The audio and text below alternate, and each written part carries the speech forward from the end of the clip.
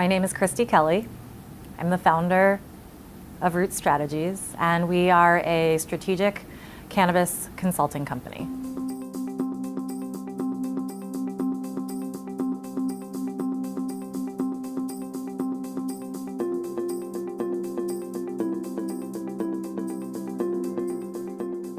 The consulting services that Root Strategies offers are fairly broad. We like to start with strategy because I believe that strategy is the root of everything, thus the name.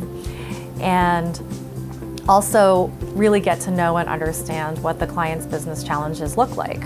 And then from there we can really, we can fill and plug needs as necessary. So whether that is pre-licensure support or it's something somewhere down the pathway as they are trying to put together their operational plans, or maybe it's something related to their desire to expand into new markets. So we try to, because we have experience in every phase of a business's life cycle, we're able to provide a similar sort of assistance for others.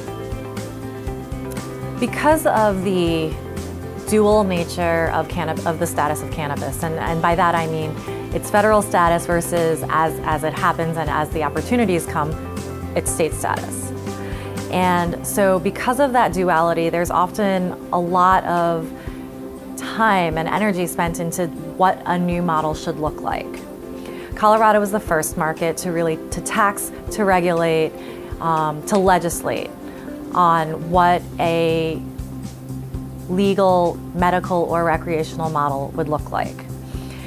So a number of states have followed in Colorado's footsteps because the findings and learnings of Colorado were very informative in terms of their process. Colorado's laws were drafted very organically, but they were inspired heavily by other heavily regulated industries such as liquor.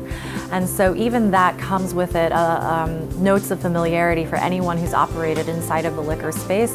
There are commonalities inside of the industries. Now, of course, they're totally different when you look at it. Cannabis is agriculturally developed, and so there are certainly very different things that we're talking about, but and the product is still often served in its raw form, which is different than alcohol. But as far as models go, that it is very much a compilation of a lot of different things. Colorado has borrowed from other states in some cases. Other states heavily have built their models on Colorado. And so I think there's a lot of interplay, especially as more and more states come online and you're getting to a point where we are very near critical mass. And that should really help to synergize a lot of disconnected thoughts about policy. Doctors are the most critical part of this entire Maryland medical cannabis program. They are going to be the most critical part of any future program as well. And so having the engagement of doctors is absolutely critical to the success of this model.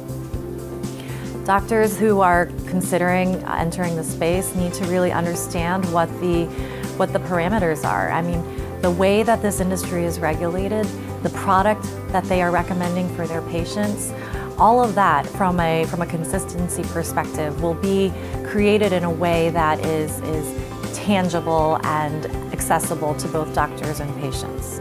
Second of all, research into the conditions and the way in which cannabis works is incredibly important.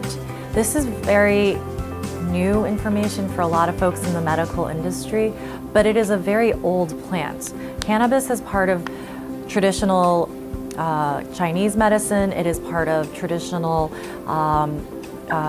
indigenous medicine. There are lots of practical available examples of how cannabis is being used. But then you can also look to formal medical research. So the National Academy of Sciences and Colorado's Department of Health have both conducted extensive surveys of the available medical research on a number of different conditions, and that would be a great place to start.